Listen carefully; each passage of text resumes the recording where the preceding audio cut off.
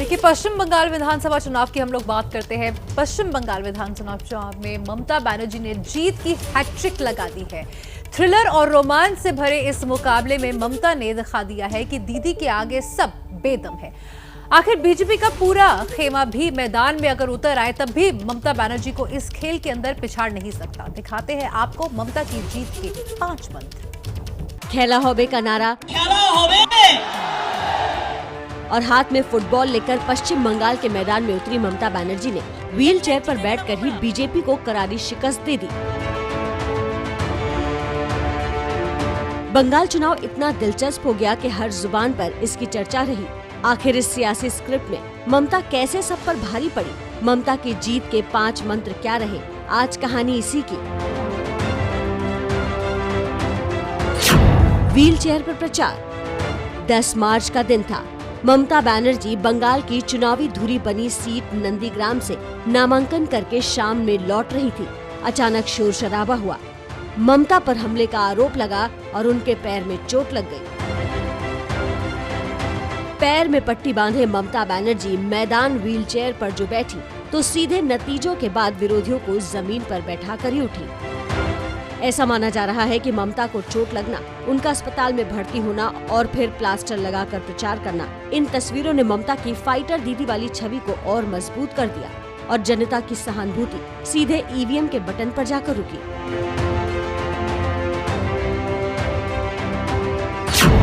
ममता का चंडी पाठ। देश में कहीं भी चुनाव हो, बीजेपी जय श्री राम के साथ मैदान में उतरती है। सो बंगाल में भी यही हुआ। लेकिन बंगाल के 70% हिंदू वोट को एकजुट करने का बीजेपी का प्लान ममता ने दुर्गा कांड से ही काट दिया।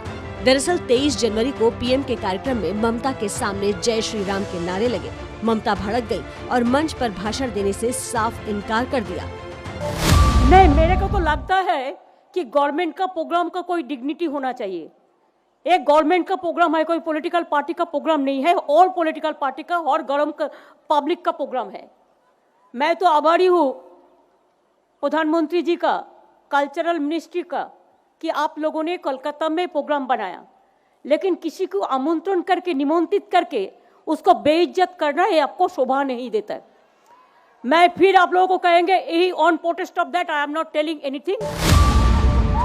बीजेपी ने इसे हथियार बना ममता पर हिंदुओं के खिलाफ होने का आरोप जड़ प्रचार शुरू किया।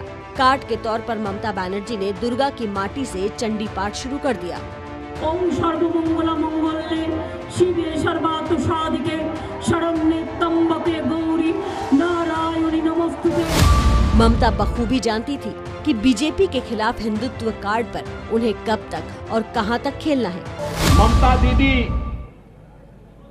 जय श्री राम के नारे से बहुत चिढ़ती है, लेकिन आज मैं देख रहा हूं ममता दीदी भी अब मंदिर में जाकर के चंडी पाठ कर रही है। हिंदू राजनीति नहीं करने वाली ममता बनर्जी ने अपना गोत्र तक बता दिया और बीजेपी को संदेश दे दिया कि वो हिंदुत्व की पिच की उछाल और पेस से वाकिफ है। त्रिपुरेश्वरी मंदिरे पूजो दीते गिয়েছিলাম। সেদিন আমার সাথে যারা ছিলেন তারা জানেন। আমাকে জিজ্ঞেস করেছিলেন পুরোহিত মশাই, মা তোমার গোত্রটা কি? আমি বলে ফেলেছিলাম মামাটি মানুষ গোত্র। আজকেও তিনি যখন আমায় জিজ্ঞেস করলেন, আমি বললাম দেখুন আমার তো একটা পার্সোনাল গোত্র আছে, সেটা সান্ডিল্য। नंदीग्राम से चुनाव लड़ना। ममता भले ही नंदीग्राम हार गई, लेकिन नंदीग्राम से ताल ठोककर उन्होंने पूरे बंगाल में अपनी फाइटर वाली छवि को दोबारा जिंदा जरूर किया। चुनौती नंदीग्राम में उनके दाहिने हाथ शुभेंदु अधिकारी ने दी थी। ममता ने सिर्फ नंदीग्राम से ही 2-2 हाथ करके पूरे बंगाल को ये संदेश दिया कि वो सामने से आकर लड़ने वाली नेता है।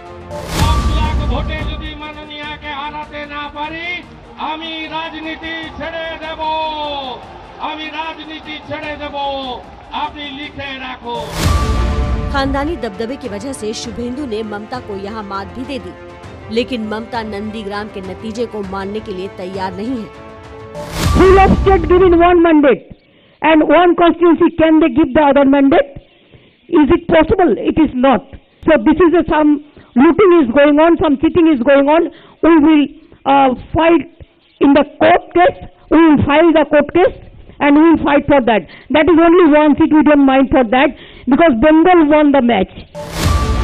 नंदीग्राम से ही ममता बनर्जी ने लेफ्ट के किले को भेदा था। 2007 में केमिकल फैक्ट्री के खिलाफ किसानों ने आंदोलन किया और ममता ने इसी आंदोलन की सीढ़ी से वाम के 3 दशक की सत्ता का काम तमाम कर दिया। अब इसी नंदीग्राम में हार कर भी ममता ने बंगाल जीत लिया।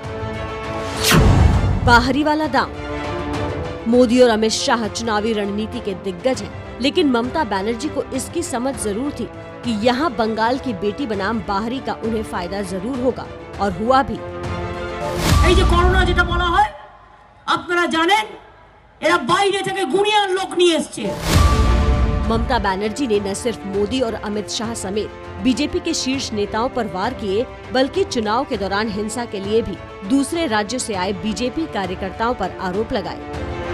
मोदी अमित शाह के रोड शो और रैलियों में भीड़ तो खूब जुटती थी, लेकिन मुख्यमंत्री पद के लिए ममता के कद जैसे नेता का न होना भी बीजेपी के लिए नुकसान कर गया। ध्रुवीकरण। ममता बनर्जी पर बीजेपी ने मुस्लिम तुष्टीकरण के ताबड़तोड़ आरोप लगाए। এখন বলছে বাংলার মেয়ে, শুনে রাখুন মাননীয়া, আপনি বাংলার মেয়ে বলে আপনাকে কেউ স্বীকার করে না। আপনি হলেন অনুপ্রবেশকারীদের ফুফু আর রোহিঙ্গাদের খালা, শুনে রাখুন আপনি। बीजेपी फ्रंट फुट पर हिंदू कार्ड खेलती रही। ममता बनर्जी भी खुलकर सामने आई, लेकिन उन्होंने अपना हिंदू चेहरा पहली बार दिखाया तो सेकुलर छवि को नुकसान भी नहीं होने दिया। मंगला मंगल्ये शिवे सर्वार्थ साधिके शरण्ये त्र्यंबके गौरी नारायणी नमस्तुते सृष्टि स्थिति विनाशानं शक्तिभूते सनातनी गुणश्रयी गुणमयी नारायणी नमस्तुते।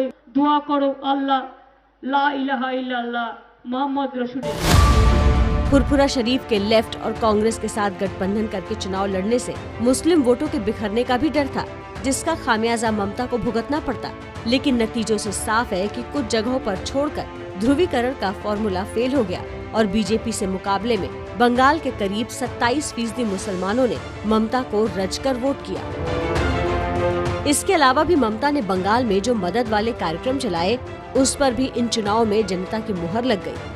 पश्चिम बंगाल के विधानसभा चुनाव में इस बार टर्निंग पॉइंट क्या रहा? चुनावी विश्लेषकों का मानना है कि ममता बनर्जी ने जिस तरह से कन्याश्री, रूपश्री या फिर स्वास्थ्य साथी स्कीम के जरिए महिला वोटर्स को बढ़ावा दिया, इसका सीधा सीधा फायदा तृणमूल कांग्रेस को मिला है और इसीलिए इस बार तृणमूल कांग्रेस ने आखिर इतना शानदार जीत दर्ज की।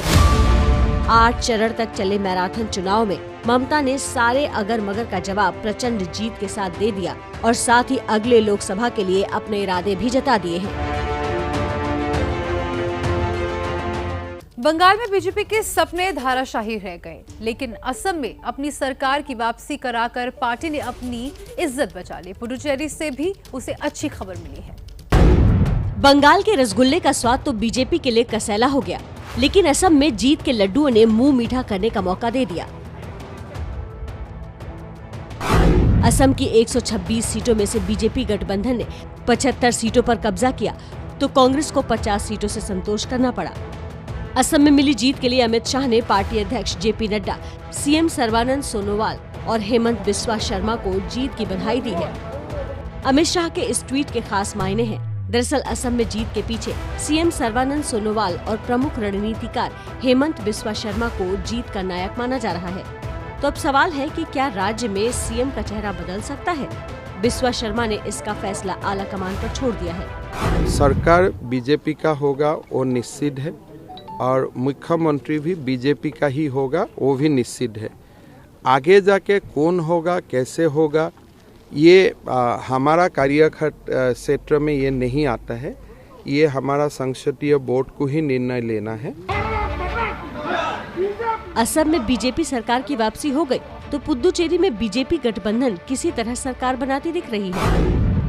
30 विधानसभा सीटों वाली पुदुचेरी में बीजेपी गठबंधन को 16 सीटें मिली हैं, यानी ठीक बहुमत का आंकड़ा। कांग्रेस गठबंधन 8 सीटों पर सिमट गई। यहाँ अन्य के खाते में 6 सीटें गई हैं। पुदुचेरी विधानसभा में 33 सीटें हैं, जिनमें से 3 को केंद्र सरकार नामित करती है। 2016 में केंद्र ने विधायक पद के लिए बीजेपी के सदस्यों को नामित किया था।